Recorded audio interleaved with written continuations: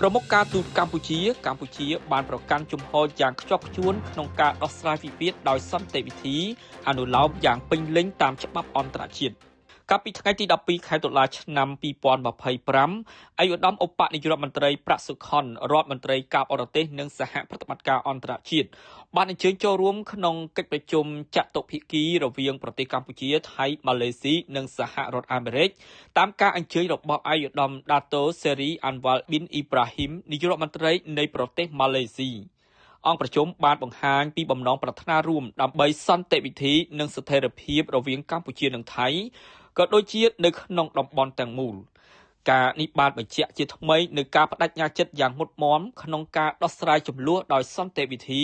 ការមិនប្រើកម្លាំងនិងការគោរពច្បាប់អន្តរជាតិនៅក្នុងសន្ទរកថាបើកឯកឧត្តមឧបនាយករដ្ឋមន្ត្រីបានសម្ដែងការកោតសរសើរដ៏ស្មោះស្ម័គ្រចំពោះប្រទេសម៉ាឡេស៊ីនិងសហរដ្ឋអាមេរិក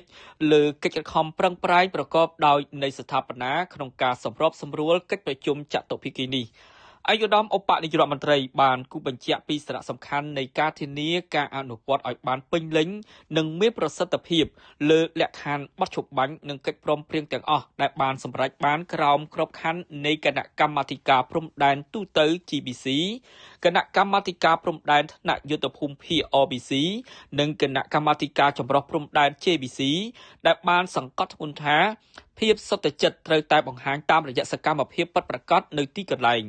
ឯកឧត្តមឧបនាយករដ្ឋមន្ត្រីបានគូបញ្ជាក់ថាក្នុងនាមជាប្រទេសដែលមានស្លាកស្នាមបង្កដោយចំនួនជាច្រើនទសវត្សរ៍ឬអាចរាប់ថាសតវត្សរ៍ប្រទេសកម្ពុជាដឹងយ៉ាងច្បាស់អំពីផលវិបាកដ៏អាក្រក់នៃសង្គ្រាមការនេះបានបង្ហាញយ៉ាងច្បាស់ថាហេតុអ្វីបានជាយើងតែងតែចាត់ទុកសន្តិភាពជាទ្រព្យសម្បត្តិដ៏មានតម្លៃបំផុតរបស់យើងឯកឧត្តមឧបនាយករដ្ឋមន្ត្រីបានបន្តថាកម្ពុជាបានប្រកាន់ជំហរយ៉ាងខ្ជាប់ខ្ជួនក្នុងការដោះស្រាយវិវាទដោយសន្តិវិធីអនុលោមយ៉ាងពេញលេញតាមច្បាប់អន្តរជាតិយើងគ្មានបំណងចង់យកអ្វីដែលមិនមែនជារបស់យើងទេប៉ុន្តែទន្ទឹមនឹងនោះយើងនឹងមិនទទួលយកការបាត់បង់នៅអ្វីដែលជាកម្មសិទ្ធិរបស់យើងដោយត្រឹមត្រូវនោះទេ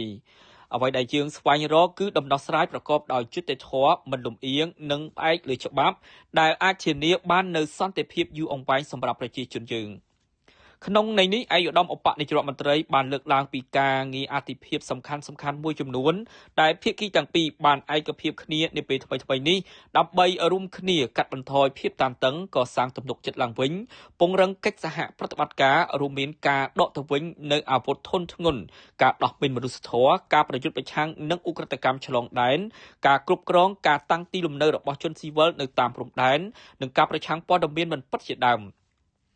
ឯកឧត្តមឧបនាយករដ្ឋមន្ត្រីបានគូបញ្ជាក់ជាថ្មីអំពីការបដិញ្ញាចិត្តរបស់កម្ពុជាក្នុងការធ្វើការងារជាមួយនឹងប្រទេសថៃក្នុងនាមជាអ្នកជិតខាងអចិន្ត្រៃយ៍ក្នុងការបំពេញនៅការទទួលខុសត្រូវរួមដើម្បីស្ដារប្រក្រតីភាពសន្តិភាពស្ថិរភាពនិងវិបុលភាពរវាងប្រទេសនិងប្រជាជនទាំងពីរ